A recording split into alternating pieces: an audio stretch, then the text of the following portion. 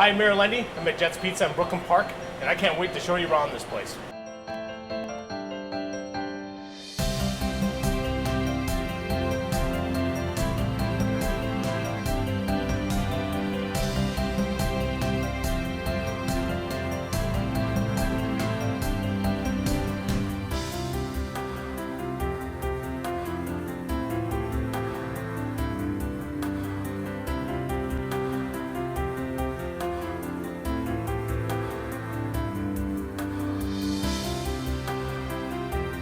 Hi, welcome to another edition of Brooklyn Park Now. I'm Mayor Jeff Lunde. We're here with Scott of Jets Pizza, owner-operated. And here in Brooklyn Park, you're going to tell us a little bit about your store. Correct. And I think we might even make some pizza later.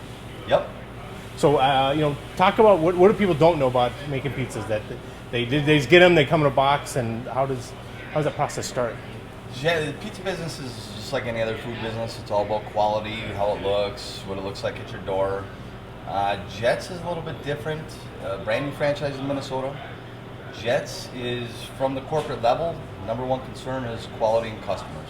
Okay. So everything we do, from ingredients to the cheese that we use to the process that we use to make it, everything is at the highest level that we can keep it, because it's still food, and nowadays with food and people, it's who's got the best and what it looks like and how it tastes, and we're not looking to do subpar pizza or food in the business. Yeah. But so I think you guys own a few stores, right?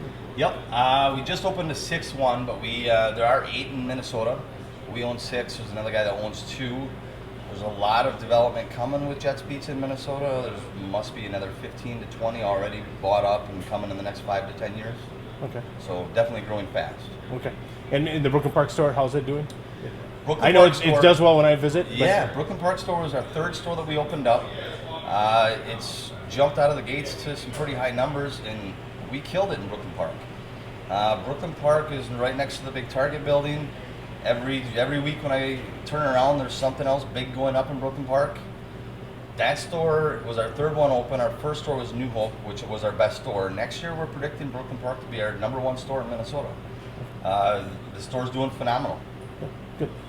So when somebody orders a pizza, and you guys are talking about how you set this up. I mean, they come in, they see boxes, they see all this stuff set up for this mass production. But how does that actually work? And people start to. Jets is actually made to do mass distribution. We're not like the other pizza shops where certain numbers are all we want to do. Jets is built upon getting as many customers and being able to handle as big as orders as possible. So Jets is all built around preparation and prepping everything up. We're in here every morning between 7 and 8 o'clock doing all of our dough, which we have differently than other pizza shops. But from 7 to 11 o'clock, we're doing dough, and by 11 o'clock, we got tickets lined up. The big thing is preparing for it. Okay. And I think when I first heard you guys come into Brooklyn Park, one of your fans said, "Oh my God, that's awesome!" And they talked about the crust. Yep. And so that's always seems. And I've seen some others are starting to kind of. All of a sudden, suddenly they show up with that same type of crust. Yep. And that seems to be unique. So we do have a signature square crust that's been known for Jets for 30 to 40 some years. In Michigan is where the franchise came from. But that's what makes a Jets. Our deep dish pizza. That dough that we do takes multiple guys every morning, 3 to 4 hours. We do have hand tossed dough. We do have thin crust dough, which is what people in the Minnesota area and Brooklyn Park area are going to be familiar with before Jets.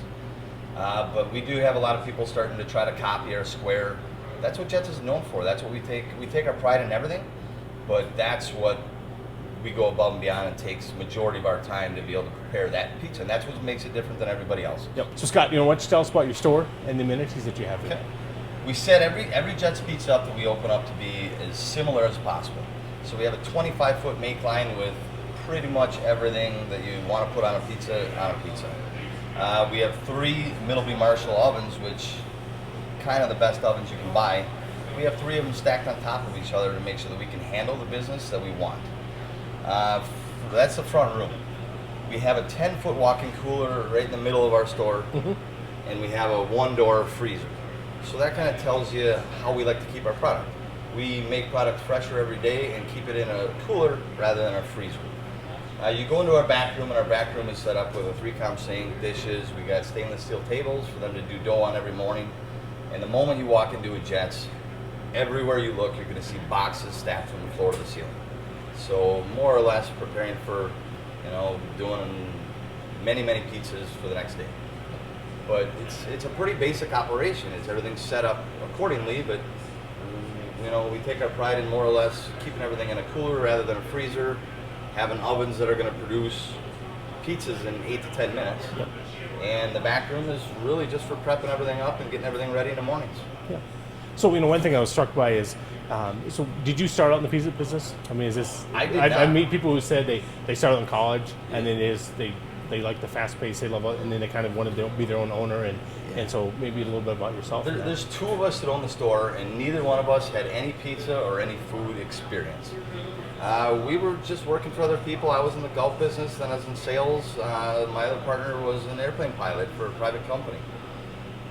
Neither one of us had a clue, but we both knew we wanted to do something else than what we were doing, and we'd like to work for ourselves. So we looked around, we must have looked for 2-3 years. What's quality? What's the best thing we can do? We had no idea until we tried Jet's Pizza. Once we tried Jet's Pizza, 2 weeks later we were down there interviewing with the corporate office. On the drive home we were cleared to go. The very next day we were driving around Minneapolis area in Minnesota trying to find a location. Okay. So once we had it, we knew that was it. And once we knew what we were going to do, you don't have to be a genius to do it. You got to be hardworking. You got to care about the product that you're serving. If you do that, you're fine. How can you lose? All right, thanks, Scott. After this, I'm going to go ahead and make a pizza. Let's plan for our future. Okay, let's set goals as a community. For where we want to be in 2025. Plans are important. It's cool to get everyone involved. We will call it Brooklyn Park 2025. But how will everyone participate? We're having 3 community meetings where everyone can give the city their input. Go to the meeting closest to you or the one that you can make it. Or give your input online. No matter which way we do it. That's an effort to make Our Brooklyn Park. our Brooklyn Park. Our Brooklyn Park. Our Brooklyn Park. Our Brooklyn Park. A thriving community Fire and pride. where opportunities exist for all. For more information, go to our city's website at www.brooklynpark.org.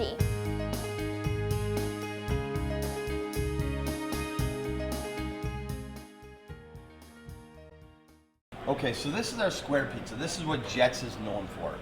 This is our specialty. So to start from the beginning, all we're doing is going to start putting sauce on it. Okay. This is going to get 2 full scoops of sauce. Easiest way to do that is just to split it in half with 1 scoop on one side, 1 on the other. Okay. The easiest way to tell someone how to do it is to try to hover the spoon, spread it out as nicely as possible, stay a ½ inch away from the edge. If you hit the edge of the pizza, you're going to kind of wreck the pizza. Okay. So the sauce can't touch the edge, and you want to try to do a square sauce job, ½ inch to 1 inch away from the edge of the pizza. Okay. So just put 2 down? Yep, 2 scoops of sauce. Like that? Is that considered a scoop? Absolutely. Oh, Every yeah. scoop is a heaping scoop. Okay. And then you So spread it then around? Start spreading it. Try not to hit the edge. Stay a ½ inch to 1 inch away, and do your best job to make it look square. Now, please don't show my wife this because that means I know how to cook. This one's for you. That's- So. And you're welcome to spin it however you'd like to help yourself to sauce. Trying to stay off that edge. So how long does it take someone who, like a new employee to get this? It takes somebody, depends. Because I see those people whipping them out. I mean, it's like, boom. One of the best ways is to throw them in when it's super busy and it's just constant. See if they come back the next day? Yeah, they'll come back. Okay. So we got it tossed. This is a large pizza. We weigh our cheese. We use 100% grande mozzarella. Okay. Best mozzarella cheese you can buy. We don't blend anything here. Cheese is our biggest, most expensive item in our store. So every pizza has a certain weight that it's supposed to be. This pizza, depends if you're going to do 1 or 5 toppings. We're just going to do, say, 12 ounces of cheese. Okay. So this is the bowl, this is the cheese, this is the scale. 12 ounces, spread it out. Best thing to do when we get this line and we're on cheese and toppings, we do the edge of the pizza first and we finish in the middle. Okay. So About how much is 12? 12 or ounces should I of guess? cheese is going to be almost up to the lid of the bowl. Really? Yeah, you can grab about 2 handfuls. That higher than that? That's about 7 ounces. 9, almost 10. One more and you're good. Okay. I'm gonna guess that's about 12, 13 ounces. Okay. We'll see how far off I'm at. 11 and a half. So a little bit more and you're good to go on the pizza. Okay. So start with the edges. The edges we do first because every So time you put cheese on the edge of the crust area? Yep, you sprinkle it on. The cheese goes all the way to the pan. That's Okay. what kind of helps the crust with the cheese and burning right into the pan. Okay. So if I spread it on too thin, then I'll be able to work for one of your competitors? Yeah, 12 ounces will get you a pretty good spread on the entire pizza. Okay, so once you're there, all we're looking at is the crust. You want to make sure all that cheese gets up to the crust because whenever you do a pizza, not necessarily on our squares, but on the general pizza, everything always goes in. Okay. So you want to start on the outside and work your way into the middle.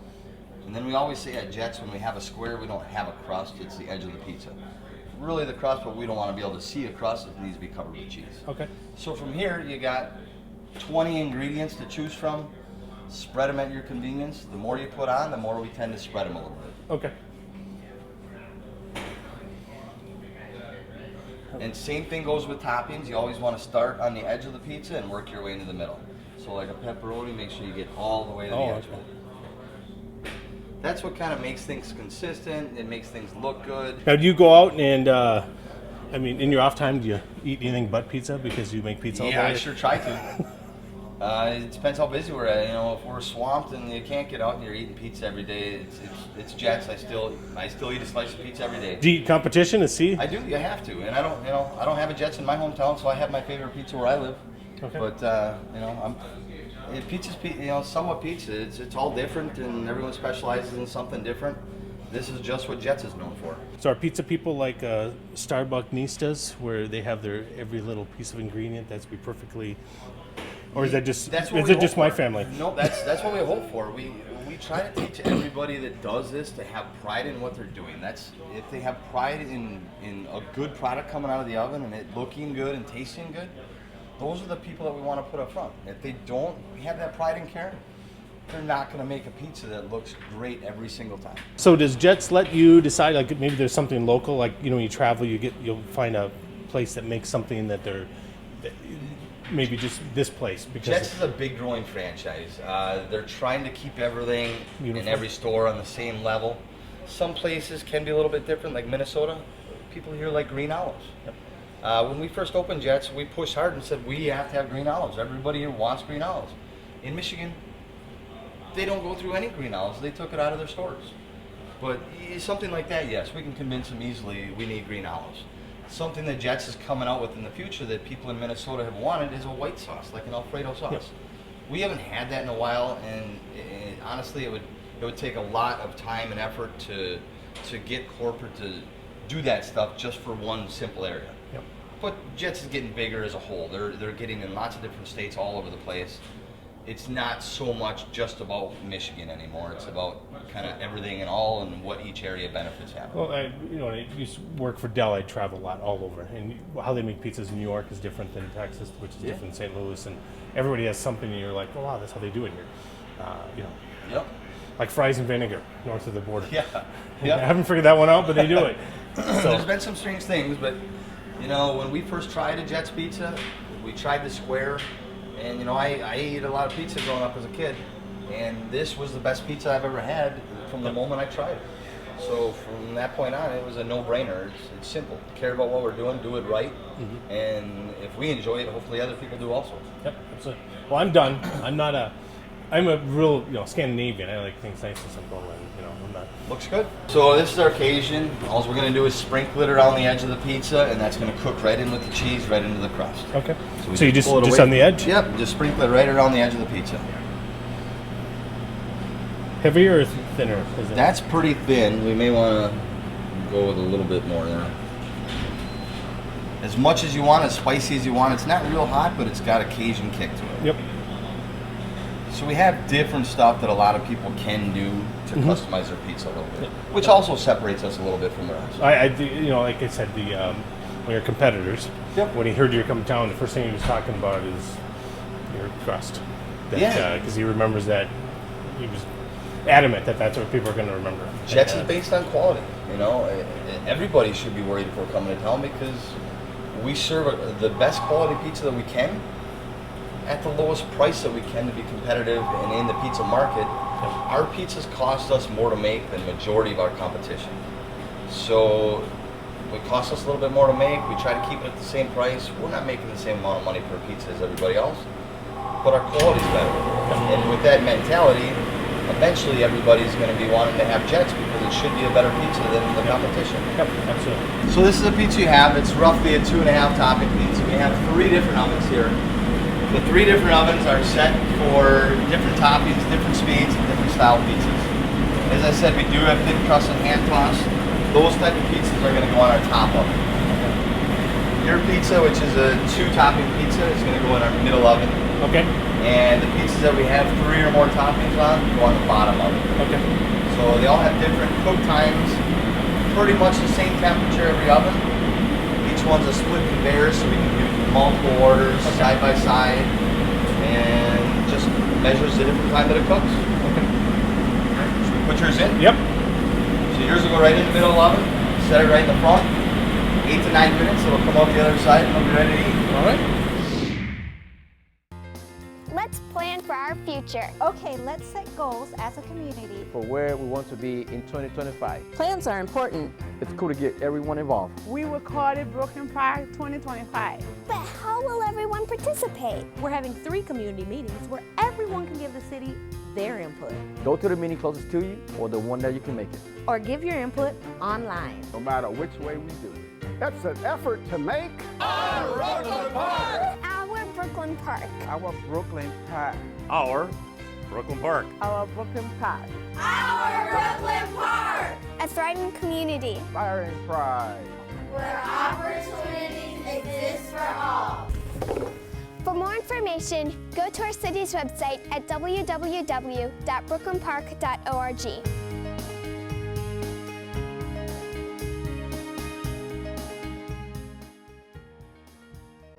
Hi, we're back with Scott. I think one of the questions everybody wants to know is why Brooklyn Park?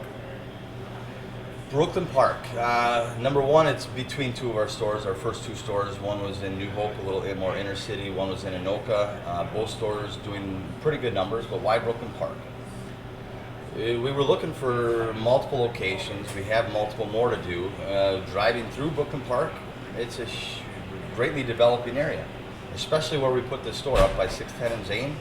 You look around in Target. Target's a hugely growing business, and they have how many employees at that Target building? Everywhere we look, it's booming and building. That's what we look for when we place a pizza shop. Obviously, we can do what everybody else does. We can look at households, we can look at population, we can look at families with kids and disposable income. We do look at all those things, but we also hit the streets. We drive around. We see what's in the area. We see what the houses are like, and we see how many kids' toys are out in the place.